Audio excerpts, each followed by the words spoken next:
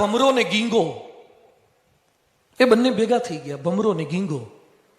ભમરો એ તો પુષ્પ પર જાય, બધે પુષ્પ પર ફરે, પરાગ રચ લે છે, મધ બનાવે છે, ભમરા મધ હોય છે. અને ગીંગો, એ ગીંગો તો વિષ્ટામાં જાય, મળમૂતરમાં જાય, ગોબરામાં જ જાય. એટલે ભમરો ગીંગાને કહે છે કે ચાલ મારી ભેગો બગીચામાં, ઉદ્યાનમાં લઈ જાઉં, સરિતા ઉદ્યાનમાં લઈ જાઉં, ફૂલોમાં લઈ જાઉં. અરે ત્યાં શું હોય? અરે ત્યાં તો સરસ મજાની સુગંધ આવે, ફર્સ્ટ ક્લાસ સ્મેલ આવે. અરે ના હોય, હવે અમાર કરતા સારું કઈ હોય જ નહીં. ચાલ તું એકવાર આવ તો ખરો. ગીંગાને આગ્રહ કર્યો ભમરાએ, એટલે ગીંગો ગયો, ભમરાની સાથે બગીચામાં ગયો, એમાં ગુલાબના પુષ્પ પર બેસાડ્યો અને કે શ્વાસ લે. ગીંગાએ થોડોક શ્વાસ લેવાનો પ્રયત્ન કર્યો કે કેવી સુગંધ આવે છે? કે કાંઈ નહીં, ગંધાય છે. અલા શું ગંધાય છે? આ તો ગુલાબનું ફૂલ છે, ગુલાબના એસેન્સમાંથી તો એના સ્પ્રે બને અને તને ગંધાય છે. ભમરાએ વિચાર્યું કે આને રોજની એલર્જી લાગે છે, એટલે એને મોગરા પર લઈ ગયો.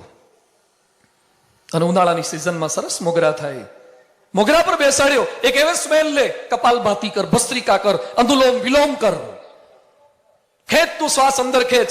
પ્રયત્ન કર્યો, હવે કેવી સુગંધ આવે છે? ગંધાય છે. અલા શું ગંધાય છે? આ તો મોગરો છે. હજુ તો કોઈ માળીનો હાથ નથી અડ્યો, સીધો એના છોડ ઉપર જ છે, હજી ગંધાય છે. બધે ફેરવ્યો, સારા સારા ફૂલ પર ફેરવ્યો, પણ એની કોઈ સુગંધ જ ના આવે.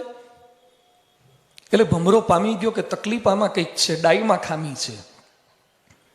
એટલે ગીંગાને લઈ ગયો, સરોવરની અંદર નાખ્યો, સરોવર બાજુ લઈ ગયો. પેલા જોયું ગીંગાનું નાક, તો એમાં છે ને ગીંગો ગોળીઓ ભરાઈને આવ્યો હતો.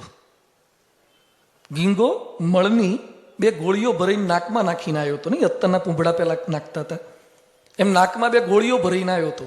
એટલે કોઈ પણ ફૂલ પર જાય તો એને ગુલાબની સુગંધ આવે, મોગરાની સુગંધ આવે, એને એના નાકમાં નાખેલી મળની ગોળીઓ એની જ ગંધ આવે.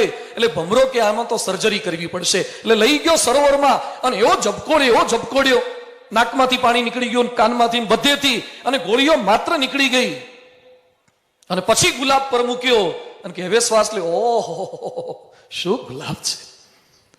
ગુલાબ તો એનું એ જ હતું, જ્યાં સુધી તારી વિષ્ટાની ગોળીઓ ન નીકળીને ત્યાં સુધી તને ગુલાબનો સ્વાદ નથી આવતો.